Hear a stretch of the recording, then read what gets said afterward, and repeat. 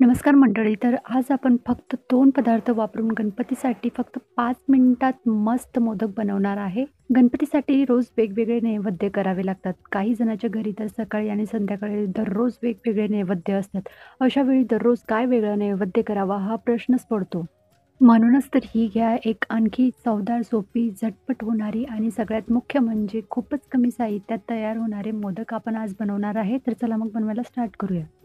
तर सगळ्यात पहिले आपल्याला बिस्किट घ्यायचे. बिस्किट आपण कोणतेही घेऊ शकतात. अगदी 20-20 किंवा पार्ले जी असतात ते सुद्धा घेऊ शकतात. तर इथे मी 1.5 बिस्किटचे पॅकेट घेतलेले आहे.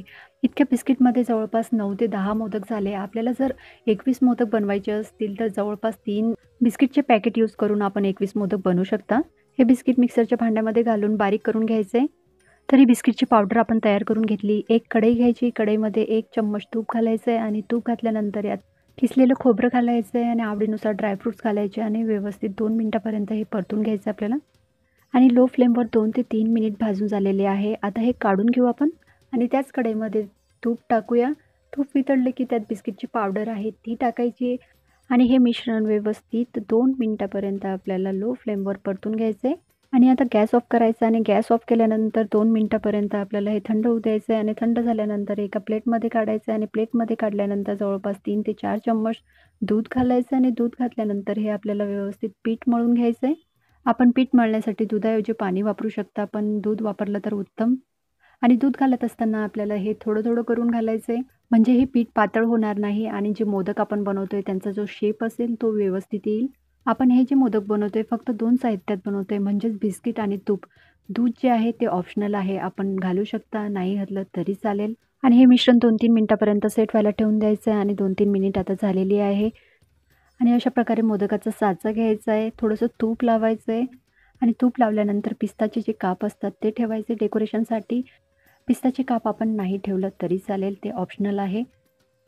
आणि मोदकाच्या साच्यात हे मिश्रण भरायचं आहे आणि मिश्रण भरल्यानंतर अशा प्रकारे एक आपल्याला होल करायचा आहे आतमध्ये, व्यवस्थित सेट करायचं आहे, दाबून-दाबून मिश्रण भरायचं आहे. मिश्रण व्यवस्थित दाबून भरलं की मोदकाचा जो शेप असेल तो व्यवस्थित येतो. आणि यात खोबरं आणि बदामचं जे मिश्रण आपण तयार केलेलं आहे ते घालायचं आहे आणि घातल्यानंतर जे मिश्रण आहे ते ठेवायचं आहे आणि ठेवल्यानंतर ते व्यवस्थित सेट करून घ्यायचं आहे.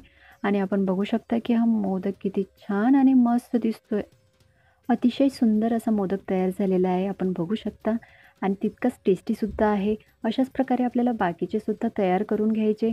खूप कमी साहित्यात आणि खूप कमी वेळात हे मोदक तयार होतात. आणि हो, अशाच नवनवीन रेसिपीसाठी चॅनलला सबस्क्राईब जरूर करा. तर अशाच प्रकारे बाकीचे सुद्धा मोदक तयार करून झालेले आहे. आपण बघू शकता. खूप मस्त, सुंदर आणि सुबक असे हे मोदक आहे.